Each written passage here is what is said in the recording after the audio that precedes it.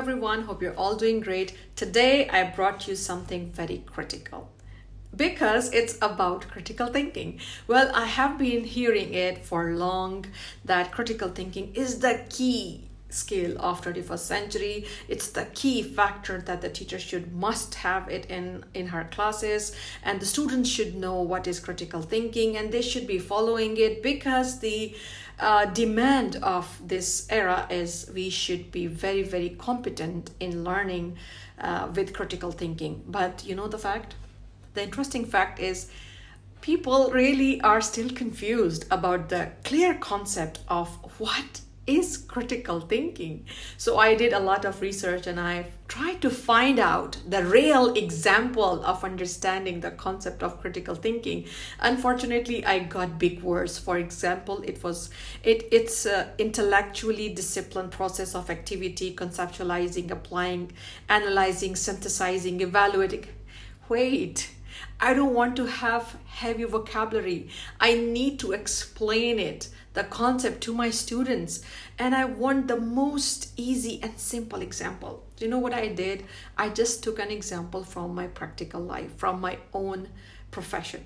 I mean, my daily routine. Before I give you an example, it's very important to give you the clear definition that I came up with to understand what critical thinking is. And I know that you would understand this definition after I explain the example, but it's important to know the staging of the definition.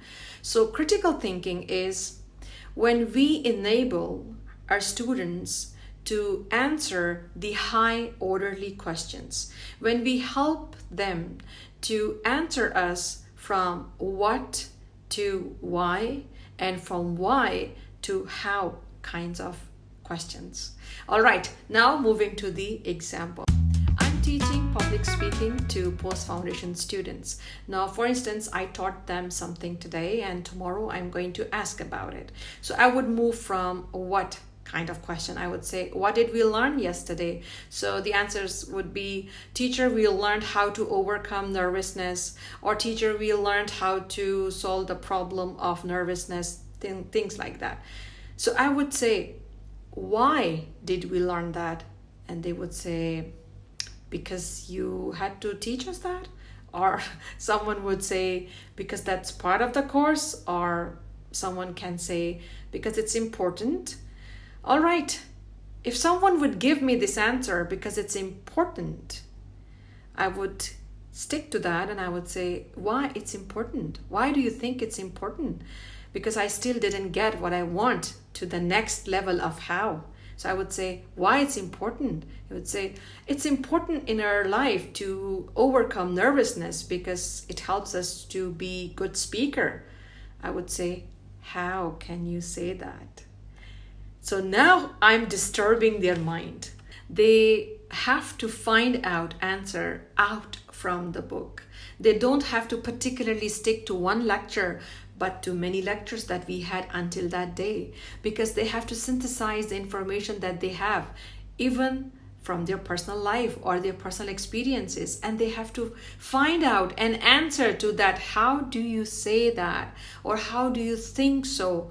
From where shall we satisfy this answer? So their mind, their brains are actively thinking in a way to answer the how question. So they have to evaluate the information, synthesize what do they know, and then to reflect to the question. So if they are really good, if they are really able to discuss and come up with an idea, they would say, well, we can say that because it's not only important for us to be a good speaker, but it's also important for our future life.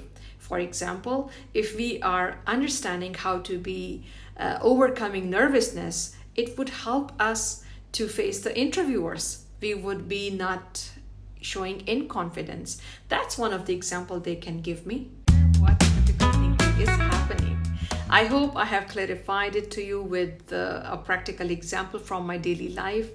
One request I would like to make to all the educators in the world: try to have at least 5 to 10 minutes, because I know you might be saying we have to complete courses, we have subjects, we have lectures to work on. I know that this shouldn't be a problem if you give 5 to 10 minutes in everyday class. I mean, make them think, make them participate in small debate, small question. For example, the other day I asked my students, what is your dream in life? And he said, I didn't have any dream, teacher. I don't know. I would say, why you don't have a dream? So he said, because I didn't think about it. I said, how come? How you didn't think about what's your biggest dream so far? You know what I did? I gave to the whole class this job as a homework. Come up with your dream to the next class. And I don't want to hear, I want to be this, I want to be that. I need to see the sparkle in your eyes when you're talking about your dream with some real reasons. That would convince me that this is your dream. So you are giving such kind of homeworks or tasks where they have to really exercise their mind, because like we go to the gym for exercising for our body, so critical thinking is also an exercise for our brain, because our brain is also a muscle. Hope this example helps you to understand what critical thinking is. Subscribe and like for more videos. Thank you.